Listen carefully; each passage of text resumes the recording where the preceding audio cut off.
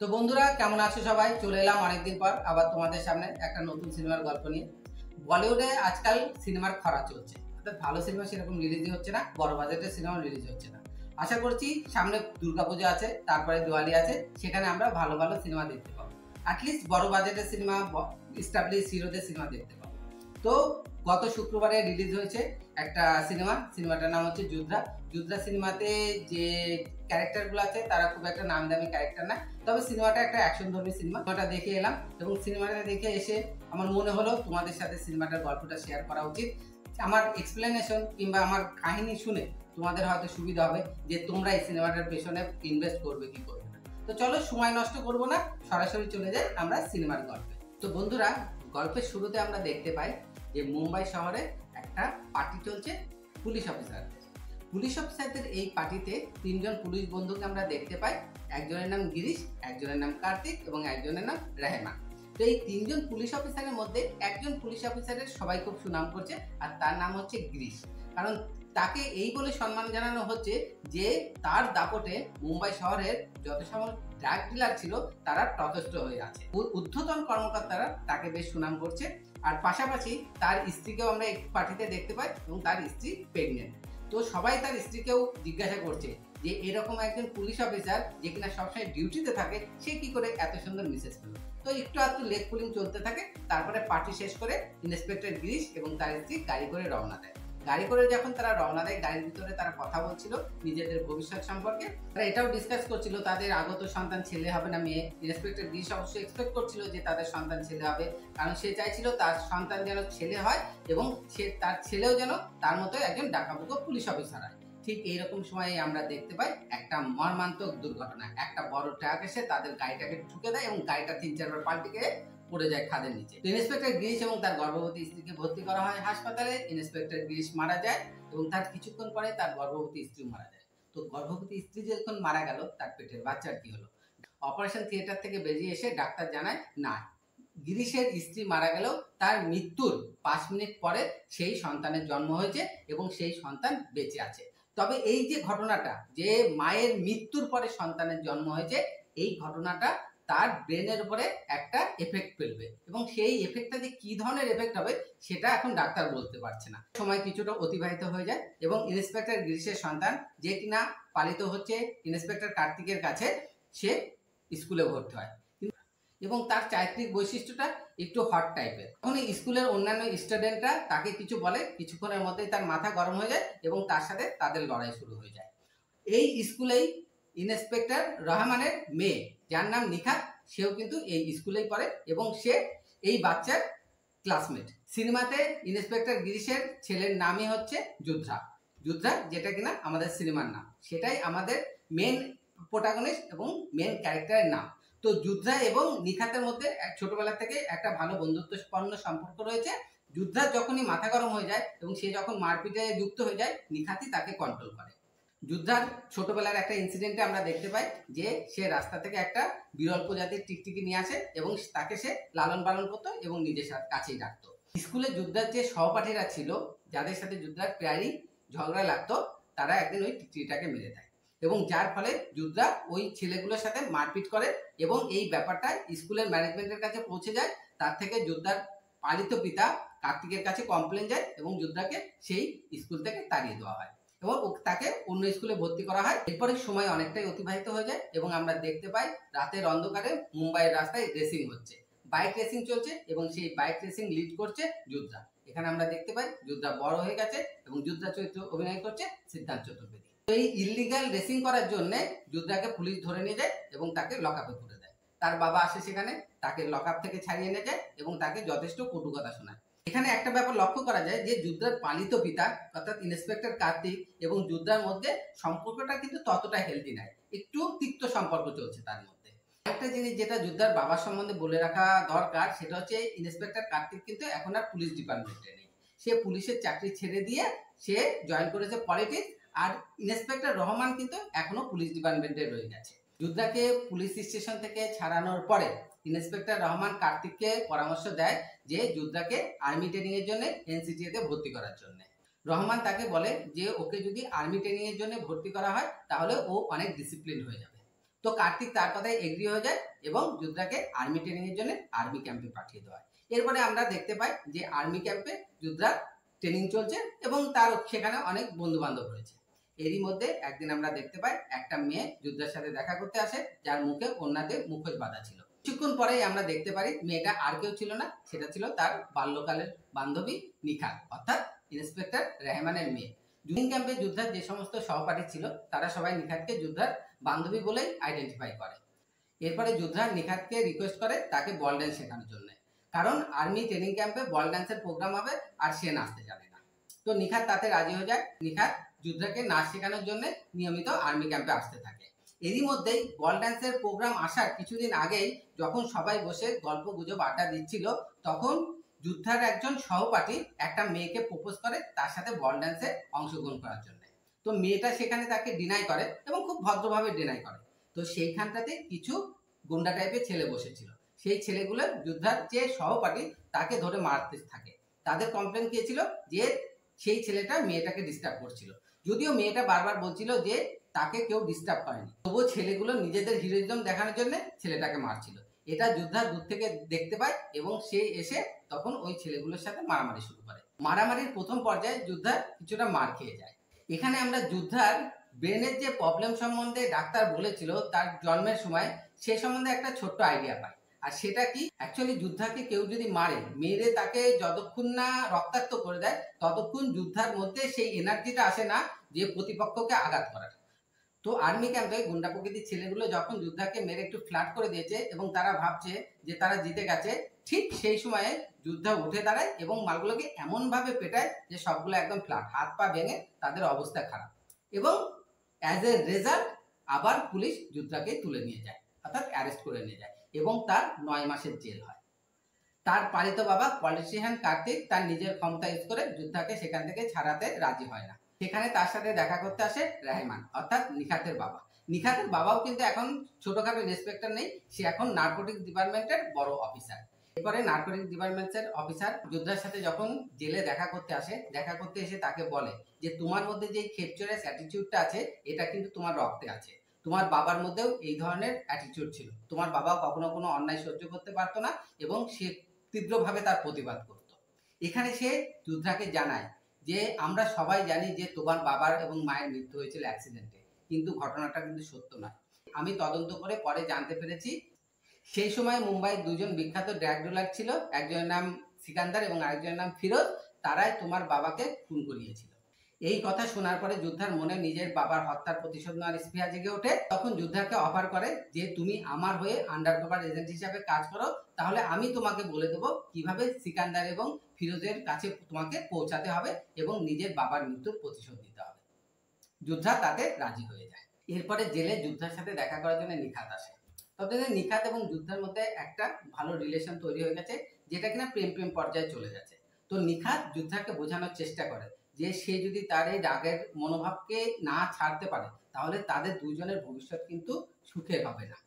যুদ্ধা ততদিনে তো নিখাতের বাবা রেহমানের সাথে প্রোগ্রাম হয়ে গেছে যে তারা কিভাবে ফিউচারে এগিয়ে যাবে এবং তাদের ইন্টেনশন এবং তাদের প্ল্যান হচ্ছে মুম্বাইয়ের ড্রাগ ডিলকে শেষ করা এবং যুদ্ধার বাবা যে হত্যাকারী সিকান্দার এবং ফিরোজ তাদেরকে শেষ করা। তো যুদ্ধা এই ব্যাপারটাকে মাথায় রেখে সে নিখাতকে ডিনাই করে, সে নিখাতকে বলে যে তুমি আমাকে ছেড়ে চলে যাও। নিখাত যুদ্ধের উপর একটু মাইন্ড করে এবং সে বলে সে ইন্ডিয়া ছেড়ে পর্তুগাল চলে যাচ্ছে পড়ালেখা করার জন্য। তো কথা মতো নিখাত পর্তুগালে চলেও যায়। এরপরে আমরা দেখতে পাই নার্কোটিক্স ডিপার্টমেন্টের অফিসার রেহমান অর্থাৎ নিখাতের বাবা যুদ্ধাকে ইনফরমেশন দেয় যে ওই জেলের মধ্যে দুটো আলাদা আলাদা গ্রুপ আছে, একটা গ্রুপ হচ্ছে ভাওয়াল গ্রুপ, একটা গ্রুপ হচ্ছে নাইডু গ্রুপ। তো ভাওয়াল গ্রুপ এবং নাইডু গ্রুপের মধ্যে সবসময় শত্রুতা চলে। এই নাইডু গ্রুপের যে নেতা অর্থাৎ নাইডু, সে আবার ফিরোজের কাছের লোক, অর্থাৎ যুদ্ধাকে যদি ফিরোজ পর্যন্ত পৌঁছাতে হয় তাহলে তাকে নাইডুর প্রিয় হতে হবে। নাইডুর প্রিয় হতে হলে যুদ্ধাকে ভাওয়ালের এগেনস্টে থাকতে হবে। যুদ্ধা যখন জেলে থাকতে শুরু করে অ্যাজ এ নিউ জয়নিং, অর্থাৎ জেলের মধ্যে নতুন কয়েদি হিসাবে সবসময় পুরনো কয়েদিরা নতুন কয়েদিদের দিয়ে কাজ করায়, তাদের উপর একটু র্যাগিং চলতে থাকে। তো ভাওয়াল গ্রুপ চেষ্টা করে যুদ্ধাকে র্যাগিং করার। তো যুদ্ধাকে তো তারা র্যাগিং করতে পারেই না, উল্টে সে ভাওয়াল গ্রুপের দু একজনের হাত ভেঙে দেয় র্যাগিং করার টাইমে। তো ভাওয়াল গ্রুপ সুযোগ খুঁজতে থাকে যে এর প্রতিশোধ কি করে নেবে, যে একজন নিউ কামার এসেই তাদের প্রভুত্ব স্বীকার না করে তাদেরকেই অ্যাটিটিউড দেখাচ্ছে, এটা তো সহ্য করে নিতে পারে না তারা। তো ভাওয়াল গ্রুপ সুযোগ খুঁজতে থাকে যে তারা যোদ্ধাকে কখন মারবে। অন্যদিকে যোদ্ধা ওয়েট করতে থাকে যে ভাওয়াল গ্রুপ যখন তাকে মারতে আসবে সে তাদেরকে মেরে নাইডুর চোখে হিরো হয়ে যাবে। এর মধ্যেই ভাওয়াল একদিন লোকজন নিয়ে যোদ্ধাকে অ্যাটাক করে তাকে মারার উদ্দেশ্যে, কিন্তু মারতে তো পারে না, উল্টে যোদ্ধার কাছে প্রচুর পরিমাণে মার খেয়ে যায়। এবং এই ঘটনা নাইডুর চোখে যোদ্ধাকে একটু তুলে দেয়। নাইডু যোদ্ধাকে ডেকে পাঠায় এবং তার সাথে কাজ করার অফার দেয়। যোদ্ধা তাতে রাজি হয়ে যায়। তখন নাইডু বলে যে তুমি এখান থেকে জামিন পেয়ে বাইরে গেলে ফিরোজের লোকজন তোমাকে যোগাযোগ করবে এবং তোমাকে ফিরোজের কাছে নিয়ে যাবে। যোদ্ধা যখন জেল থেকে ছাড়া পায়, অলরেডি ফিরোজের গ্রুপের লোকজন এসে যোদ্ধাকে ফিরোজের কাছে নিয়ে যায়। তো ফিরোজের আড্ডায় গিয়ে সে দেখে ফিরোজ একজন রীতিমতো খতরনাক টাইপের লোক। সে অ্যাকচুয়ালি প্রথম জীবনে কসাই ছিল এবং সে এখন অব্দি তার শত্রুদেরকে কসাইয়ের মতোই কেটে কেটে রেখে দেয়। তো যোদ্ধা যখন ফিরোজের সাথে দেখা করতে আসে, ফিরোজ তাকে টাকা দেয় এবং অফার করে যে তার সাথে কাজ করার জন্য। তো তার দলের হয়ে যোদ্ধা তখন তার টাকা ফেরত দিয়ে দেয় এবং সে ফিরোজকে বলে যে আমি তোমার হয়ে কাজ করব, কিন্তু তার বদলে আমার সিকান্দারের ঠিকানা চাই, আমি সিকান্দারকে মারতে চাই। তো এইখানেই আমরা জানতে পারি ফিরোজের মুখে, ফিরোজ এবং সিকান্দার একটা টাইমে একসাথে কাজ করলেও এখন তারা একে অন্যের প্রাণের শত্রু। ফিরোজ মনে প্রাণে চায় সে সিকান্দারকে মারবে এবং সিকান্দারকে মারার জন্য সে অনেকবারই লোক পাঠিয়েছে, কিন্তু তারা কেউই জীবিত ফিরে আসতে পারে না। এইখানে ফিরোজের আড্ডায় আমরা আরেকটা নতুন চরিত্র দেখতে পাই, আর সেই চরিত্র হচ্ছে রাঘব জুয়েল। রাঘব জুয়েলের নাম এখানে শফিক এবং সে হচ্ছে ফিরোজের ছেলে। কিল সিনেমার পরে রাঘব জুয়েলকে এখানে আমরা আবার নেগেটিভ চরিত্রে দেখতে পাবো। যোদ্ধা যখন সিকান্দারকে মারার কথা বলে, তো শফিক এই কথা শুনে তাকে তাচ্ছিল্য করতে থাকে যে বড় বড় লোক গিয়ে সিকান্দারকে মারতে পারেনি, আর কালকের ছোকরা সে সবে জয়েন করেছে, সে নাকি সিকান্দারকে মারবে। কিন্তু সিকান্দারকে মারার যে ডিটারমিনেশন যোদ্ধার মধ্যে ছিল সেটা দেখে ফিরোজ এবং শফিক দুজনেই রাজি হয়ে যায়। তারা এটা ভেবে দেখলো যে যোদ্ধা যদি সিকান্দারকে মারতে পারে তাতেও তাদের লাভ, আর যদি মারতে নাও পারে তো তাতেও তাদের ক্ষতি নেই। তো যোদ্ধা মারা পড়বে, এতে তাদের খুব একটা ক্ষতি হবে না। তো সিকান্দারের লোকেশন দিয়ে যোদ্ধাকে পাঠানো হয় সিকান্দারকে মারার জন্য। পরবর্তী দৃশ্যে আমরা দেখতে পাই প্যারাডাইস আইল্যান্ড, বাহামাস। সমুদ্রের মাঝখানে একটা প্রমোত্তরীতে সিকান্দার তার বান্ধবীদের নিয়ে এবং তার বডিগার্ডদের নিয়ে জন্মদিনের পার্টি সেলিব্রেট করছে।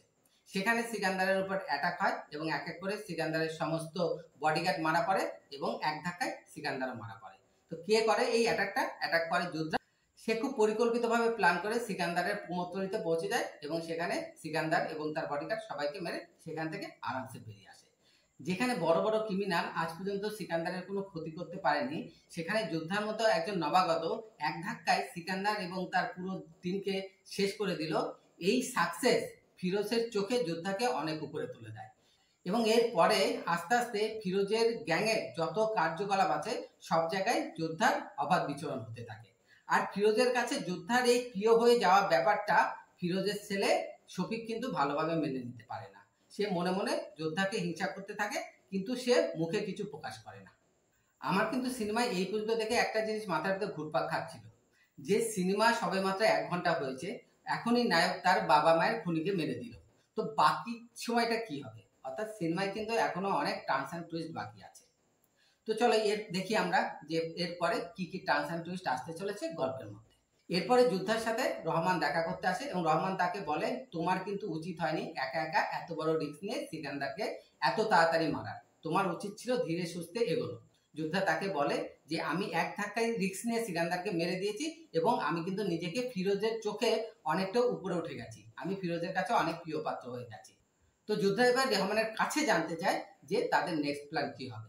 রহমান বলে যে তুমি ফিরোজের গ্যাংয়ে থাকো, ফিরোজ তোমাকে দিয়ে যে কাজ করাতে থাকছে তুমি সেই কাজগুলো করতে থাকো এবং ফিরোজের গ্যাংয়ের মধ্যে ড্রাগ রিলেটেড যে সমস্ত ডিলিং হচ্ছে তার খবর আমাকে দিতে থাকো। এইভাবে আমরা আস্তে আস্তে ফিরোজের সমস্ত ড্রাগ রিলেটেড ডিল বানচাল করব এবং চেষ্টা করব মুম্বাই শহরকে ড্রাগ মুক্ত করার। এখানে যোদ্ধা রহমানকে একটা প্রশ্ন করে যে রহমান যখন খুশি যোদ্ধার সাথে দেখা করতে আসে, কিন্তু যোদ্ধার যদি দরকার হয় রহমানের সাথে দেখা করার জন্য, যোদ্ধা কিভাবে তার সাথে কন্ট্যাক্ট করবে? কারণ আজকাল তো ডিজিটাল যুগ, যদি সে রহমানকে ফোন করে তাহলে তার ফোন যে কোনো সময় ট্যাপ হতে পারে। রহমান তাকে তখন একটা প্ল্যান দেয় তার সাথে কিভাবে কন্ট্যাক্ট করা যাবে সেই প্ল্যান। রহমান তাকে বলে যে একটা অনলাইন গেম সাইট আছে gamerzone.com, সেই অনলাইন গেম প্ল্যাটফর্মে সমস্ত প্লেয়ার খেলা করে এবং তারা প্রত্যেকে নিজেদের মধ্যে প্রাইভেটলি কথা বলতে পারে, সেখানে অন্য তৃতীয় ব্যক্তি জানতে পারে না। তো সেখানে যোদ্ধা নিজের একটা কোড নাম দিয়ে সেই খেলায় অংশগ্রহণ করবে এবং অপরদিকে রহমানও নিজের একটা কোড নেম দিয়ে সেই খেলায় অংশগ্রহণ করবে। তাদের একে অন্যের কোড নেম জানা থাকবে এবং সেই প্ল্যাটফর্মে তারা একে অন্যের সাথে প্রাইভেটলি কথা বলবে। এখানে যোদ্ধার নাম দেওয়া হয় লিজার 95। লিজার অর্থাৎ টিকটিকি। ছোটবেলায় যেহেতু যোদ্ধা টিকটিকি খুব ভালোবাসতো, সেই জন্য তার কোড নেম, খেলার জন্য তার কোড নেম দেওয়া হয় লিজার 95। তো যোদ্ধা ফিরোজের গ্যাংয়ে তার কাজ কন্টিনিউ চালাতে থাকে। একদিকে ফিরোজের গ্যাংয়ে সে সব কাজেই তার পার্টিসিপেশন চলতে থাকে, ঠিক তেমনি অন্যদিকে সে রহমানের কাছে সমস্ত খবর আস্তে আস্তে পৌঁছাতে থাকে। যেমন রহমান প্ল্যান করতে থাকে কি করে ফিরোজকে চারদিক দিয়ে ঘেরাও করা যেতে পারে, যাতে একবারে মুম্বাই শহরকে ডাকমুক্ত করা যেতে পারে। এরপরে আমরা দেখতে পাই ফিরোজ তার বিজনেসে একটা নতুন ডিসিশন নেয়। ডিসিশনটা কি? এতদিন আফ্রিকা, আফগানিস্তান এবং পাকিস্তান থেকে মাল ইম্পোর্ট করছিল, কিন্তু সরকারের নজরদারি পড়ে এই সমস্ত দেশের উপর, যার জন্য সে ইজিলি মাল আনতে পারছিল না এবং সরকারি অফিসারদের দিয়ে এই মালগুলো এখন আনতে গেলে তাকে অনেক বেশি টাকা খাওয়াতে হচ্ছিল, যার ফলে মালের দাম বেড়ে যাচ্ছিল এবং বেশিরভাগ কাস্টমার মাল কিনতে চাইছিল না। অর্ধেকের বেশি কাস্টমার ফিরোজের হাতছাড়া হয়ে যাচ্ছিল। তো ফিরোজ ডিসাইড করে যে সে এখন আর এই সমস্ত দেশ থেকে মাল ইম্পোর্ট করবে না, অর্থাৎ আমদানি করবে না। সে এখন মাল আমদানি করবে চায়না থেকে। তার চায়নার ডিলারের সাথে কন্ট্যাক্ট হয় এবং তারা তাকে 5000 কুইন্টাল মাল দেওয়ার জন্য রাজি হয়ে যায়। তো এখন চায়নার এই মালটা আনার জন্য কাউকে একজনকে তো চায়না যেতে হবে।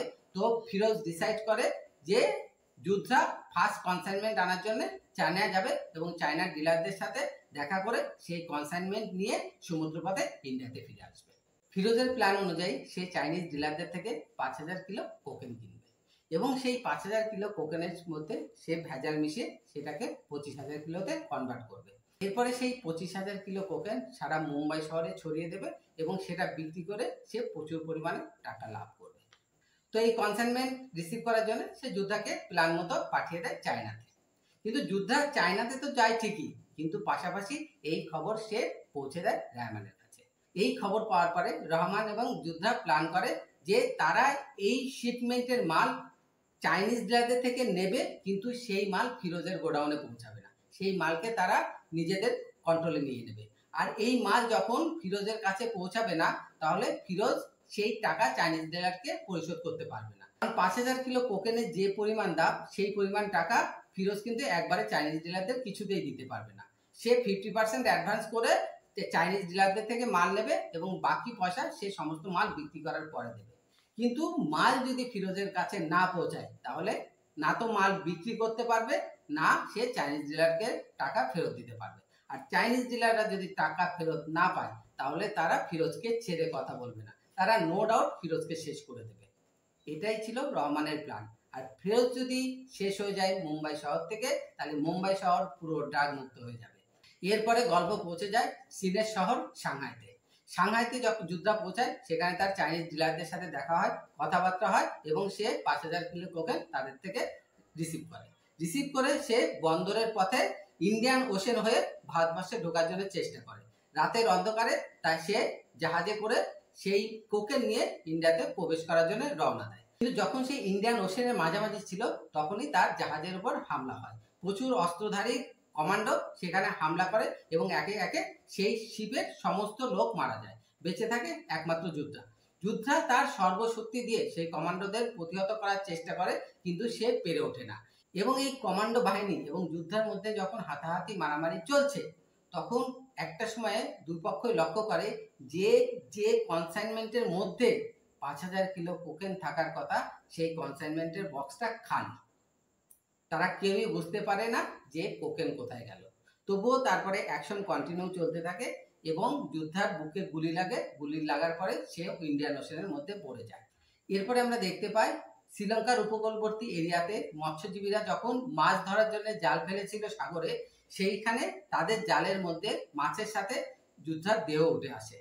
তারা যোদ্ধাকে সেখান থেকে বের করে, তার সেবা করে, তার গুলি বের করে নেয় এবং যোদ্ধা বেঁচে যায়। যোদ্ধা বেঁচে যাওয়ার পর যখন রিক্যাপ করতে থাকে তার সাথে কি কি হয়েছিল, তখন আমরা দেখতে পাই যে যোদ্ধাকে যখন শিপের উপরে অর্থাৎ জাহাজের উপরে তাকে গুলি করা হয়েছিল, সেই গুলিটা অন্য কেউ করেনি, সেই গুলিটা করেছিল রহমান। এরপরে যোদ্ধা শ্রীলঙ্কা থেকে জলপথে আবার ইন্ডিয়াতে প্রবেশ করে। এদিকে আমরা দেখতে পাই ফিরোজ এবং তার ছেলে শফিক, তারা তো রীতিমতো টেনশনে আছে, কারণ তাদের হাতে চাইনিজ ডিলারদের মাল এসে পৌঁছায়নি। এবার যদি তারা মাল হাতে না পায় এবং যদি সেই মাল তারা বিক্রি করে পয়সা তুলতে না পারে, তাহলে তো তাদের জীবনের গ্যারান্টি কেউ দিতে পারবে না। চাইনিজ ডিলারদের হাত থেকে কেউ নেই পৃথিবীতে যে তাদেরকে বাঁচাতে পারবে। এর মধ্যে ফিরোজের কাছে ফোন আসে যে যোদ্ধা ফিরে এসেছে। যোদ্ধা শ্রীলঙ্কা থেকে ফিরে এসে সরাসরি ফিরোজের সাথে দেখা করতে আসে। ফিরোজ এবং শফিক তখন তাদের আড্ডায় ফিরে আসে এবং দেখতে পায় যে যোদ্ধাকে বেঁধে রাখা হয়েছে। প্রথমে তারা যোদ্ধাকে কিছু মারধর করে। যোদ্ধা তখন ফিরোজকে কনভিন্স করার চেষ্টা করে এবং বলে যে আমি কোকেনের ব্যাপারে কিছু জানি না, আমি যদি তোমার কোকেনের ডিল অন্য কোথাও করে থাকতাম তাহলে আমি তোমার কাছে ফিরে আসতাম না। যোদ্ধার এই যুক্তিকে পুরোপুরি নাকচ না করলেও ফিরোজ সেই সময়ের জন্য একটু শান্ত হয়ে যায়। তারা যোদ্ধাকে আটকে রাখে এবং এনকোয়ারি চালাতে থাকে নিজেদের তরফ থেকে। যোদ্ধা যখন বারবার ফিরোজকে বোঝানোর চেষ্টা করে যে তার এই মাল গায়েব হওয়ার পেছনে অন্য কারোর হাত আছে, কারণ যে কন্টেইনার জাহাজে ছিল সেই কন্টেইনার অ্যাকচুয়ালি ফাঁকা ছিল, সেই কন্টেইনার জাহাজে তোলার আগেই সেখান থেকে মাল সরিয়ে দেওয়া হয়েছিল। ফিরোজ তখন তাকে বলে যে কন্টেইনার যে ফাঁকা ছিল সেটা সে জানে। তো কন্টেইনার কে ফাঁকা করেছিল? তখন ফিরোজ যোদ্ধাকে সিসিটিভি ফুটেজ দেখায় বন্দরের সিসিটিভি ফুটেজে এটা দেখা যায় যে জাহাজ যাত্রা শুরু করার আগে কন্টেইনার থেকে মাল সরিয়ে দেওয়া হয়েছিল এবং সেই মাল কে সরিয়েছিল? সেই মাল সরিয়েছিল রেহমান যেহেতু যোদ্ধার কাছের লোক এবং তার সাথে একটা পরিচয় আছে, তো সেইখান থেকেই ফিরোজ এটা সন্দেহ করছিল যে এটার পেছনে যোদ্ধার হাত থাকলেও থাকতে পারে। কিন্তু যোদ্ধা কিছুতেই স্বীকার করে না যে রেহমানের সাথে তার কোনো পরিচয় আছে। এরপরে আমরা দেখতে পাই রহমানকে সেখানে ধরে আনা হয়েছে এবং তাকে রক্তাক্ত অবস্থায় আনা হয়েছে, তাকে কেউ খুব মেরেছে। এখানে ফিরোজ যোদ্ধাকে বলে যে রহমানকে চাইনিজ ডিলাররা ধরেছে এবং চাইনিজ ডিলাররা ধরে তাকে মেরেছে, কিন্তু রহমানের থেকে কোনো রকম ইনফরমেশন পাওয়া যায়নি কোকেন সম্বন্ধে। রহমানকে ধরে এনে তার কাছে কোকেনের কনসাইনমেন্টের ব্যাপারে জানতে চাওয়া হলে সে বলে সে কিছু জানে না। রহমানের ফোনের পাসওয়ার্ড ব্রেক করার চেষ্টা করা হয়, কিন্তু ফিরোজের টিম সেটা কিছুতেই করতে পারে না। ফিরোজের যে সমস্ত কম্পিউটার এক্সপার্ট ছিল তারাও রহমানের ফোনের পাসওয়ার্ড বের করতে পারে না। তখন রহমানের পার্সে অর্থাৎ রহমানের মানি ব্যাগে তারা নিখাতের ছবি দেখতে পায়।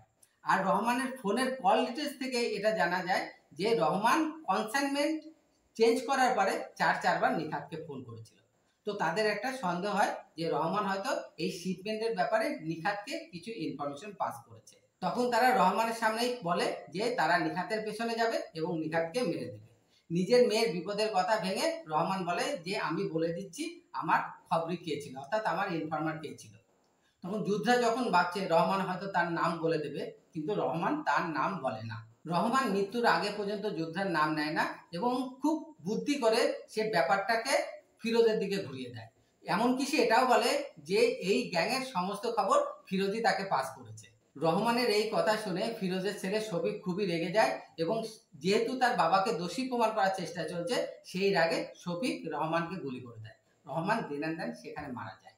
রহমানের ডেড বডি শহরের ব্রিজের উপর ঝুলিয়ে দেওয়া হয়। তারপরে সেখান থেকে পুলিশ ডেড বডি নামিয়ে আনে।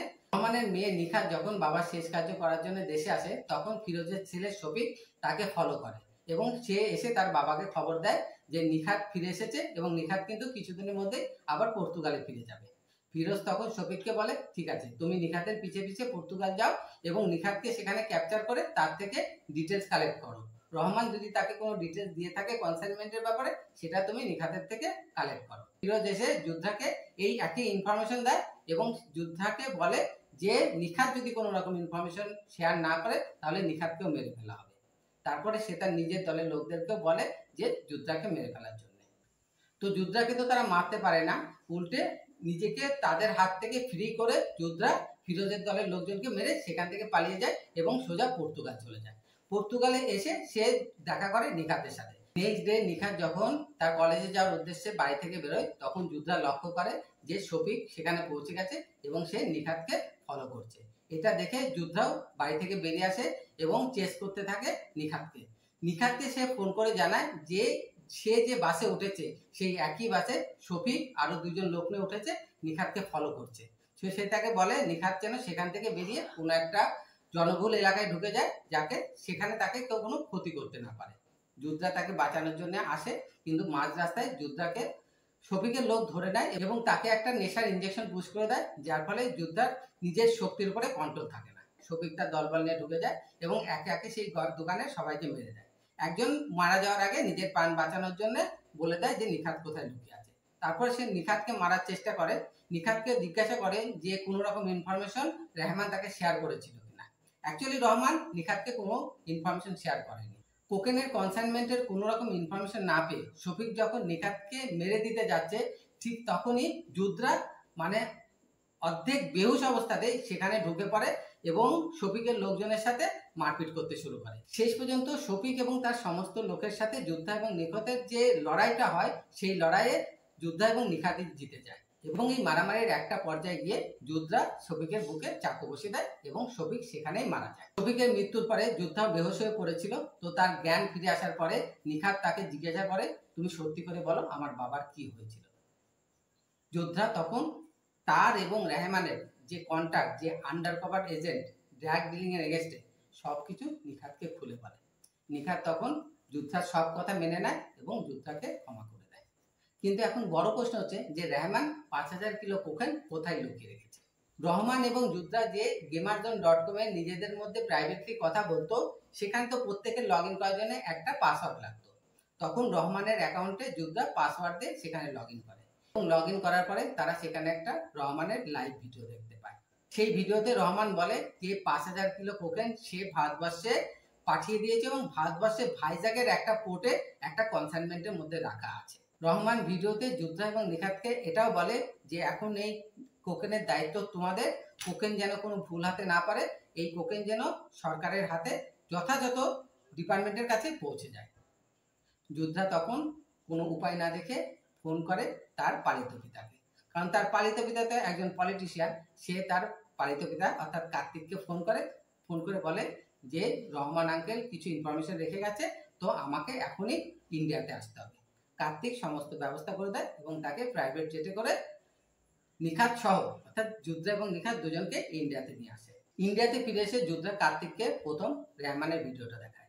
তো রহমানের ভিডিও থেকে আরেকটা জিনিস পরিষ্কার হয়ে যায় যে নার্কোটিক্স ডিপার্টমেন্টের যে বড় অফিসার অর্থাৎ রহমানের যে সিনিয়র রেণুকা, সেও এই কেসের সাথে জড়িত আছে, অর্থাৎ এই কোকেন কেসের সাথে সেও জড়িত আছে। সে অনেক চেষ্টা করেছিল রহমানের থেকে খোঁজ খবর বের করার, কিন্তু রহমান থেকে সে কোনো রকম খোঁজ বের করতে পারেনি। রহমান কাউকে এই ব্যাপারে কিছুই জানায়নি, এমনকি তার পলিটিশিয়ান বন্ধু কার্তিককেও না। তো সমস্ত ভিডিও দেখার পরে কার্তিক ডিসিশন নেয় যে সে মিনিস্ট্রির সাথে কথা বলবে এবং সে রেণুকাকে পানিশ করবে। এখানে আমরা এবার দেখতে পাই যে যোদ্ধা নিখাতকে কার্তিকের বাড়িতে রেখে দেয় এবং কার্তিককে বলে যে তুমি পলিটিক্যালি ব্যাপারটাকে সলভ করার চেষ্টা করো, আমি যাচ্ছি ফিরোজকে মারার জন্য। তারপরে সে একটা বাইক নিয়ে বেরিয়ে যায়। বাইক নিয়ে বেরিয়ে যাওয়ার পর আমরা দেখতে পাই যে কার্তিক কাউকে একজনকে ফোন করছে। আর এখানে আমাদের সামনে একটা বড় রহস্যের উন্মোচন হয়। আমরা দেখতে পাই কার্তিক ফোন করেছে আর কাউকে না, ফিরোজকে। সে ফিরোজকে বলেছে যে তুমি যে কোকেন খুঁজে চলেছ সেই কোকেনের ডিটেলস এখন আমার কাছে। ফিরোজের সাথে কার্তিকের বন্ধুত্ব ছিল না, আবার শত্রুতাও ছিল না। তখন ফিরোজ তাকে বলে তাহলে তোমার কি চাই।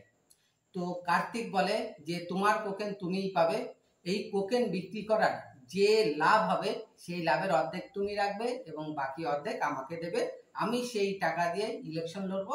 ফিরোজ তাতে রাজি হয়ে যায়, কিন্তু ফিরোজের মনে একটা দুঃখ ছিল, তার ছেলে শফিককে মার্ডার করা হয়েছে।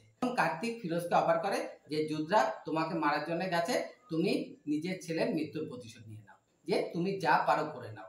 এরপরে আমরা দেখতে পাই যোদ্ধা ফিরোজের এরিয়াতে ঢুকে পড়েছে। সেখানে প্রথমে কিছুক্ষণ অ্যাকশন হলো, কিছুক্ষণ অ্যাকশন হওয়ার পর তারা যোদ্ধাকে ধরে নিল, যোদ্ধাকে ধরে তারা ঝুলিয়ে দিল, উল্টো করে তাকে মারার প্ল্যান করছিল, কিন্তু সেখান থেকে তারা যোদ্ধাকে মারতে পারলো না। যোদ্ধা সেখান থেকে নিজেকে ছাড়িয়ে নিল এবং ফিরোজ এবং তার দলবলে সবাইকে মেরে সেখান থেকে বেরিয়ে এলো। এই যে অ্যাকশনের মধ্যে যোদ্ধাকে যখন মেরে ঝুলিয়ে দেওয়া হয়েছিল, তখন ফিরোজ নিজের অহংকারের বশে আরো কিছু তথ্য যোদ্ধার সামনে তুলে ধরে।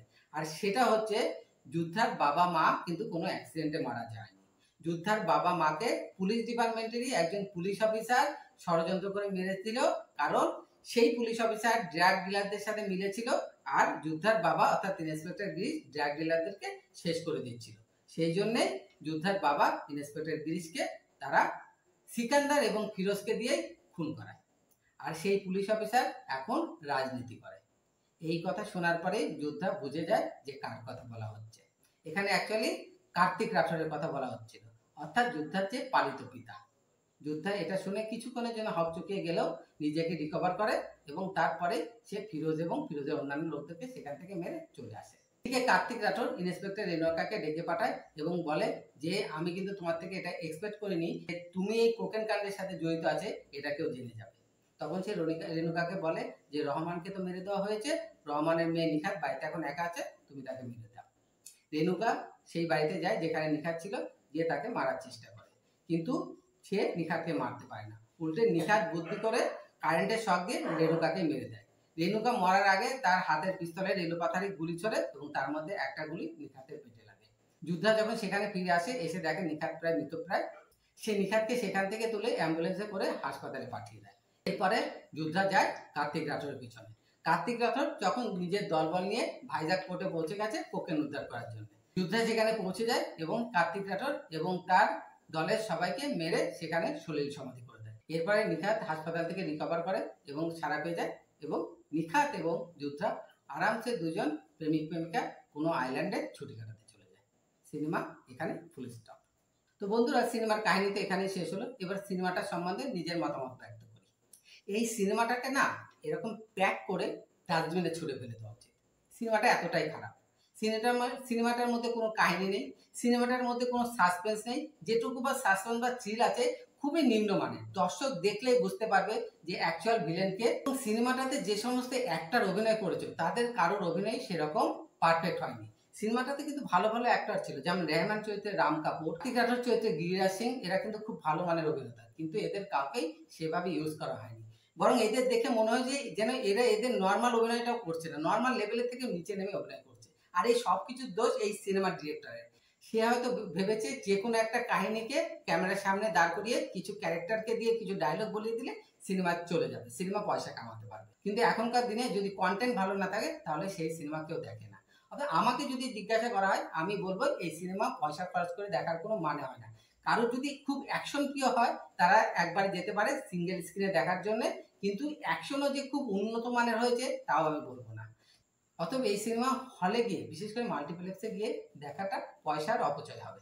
বাদ বাকি এই সিনেমাটা নিয়ে আমার আর একটাও কথা খরচ করার ইচ্ছা নেই। যদি আমাকে বলা হয় যে এই সিনেমার রেটিং কত দেওয়া যেতে পারে 5-এর মধ্যে, আমি বলবো 5-এর মধ্যে 1.5 দেওয়া যেতে পারে। এর বেশি এই সিনেমাটাকে দেওয়া যেতে পারে না। এই সিনেমার চারিদিকে যতগুলো ডিপার্টমেন্ট আছে, একটা সিনেমা যত ডিপার্টমেন্ট আছে সবগুলো ডিপার্টমেন্ট খারাপ, কোনোটাই কোয়ালিটি নেই। তো আপনারা যদি দেখতে যেতে চান আপনাদের নিজের রিস্ক, আমি রেফার করছি না। তবে আমার এক্সপ্লেনেশন এবং রিভিউ যদি আপনাদের ভালো লাগে, আমার চ্যানেলটাকে সাবস্ক্রাইব করুন, বেল বাটন প্রেস করে রাখুন, লাইক করুন, শেয়ার করুন, কমেন্ট করুন এবং পরবর্তী যে রিভিউ আসবে সেটা আপনাদের কাছে সবার আগে পৌঁছে যাবে।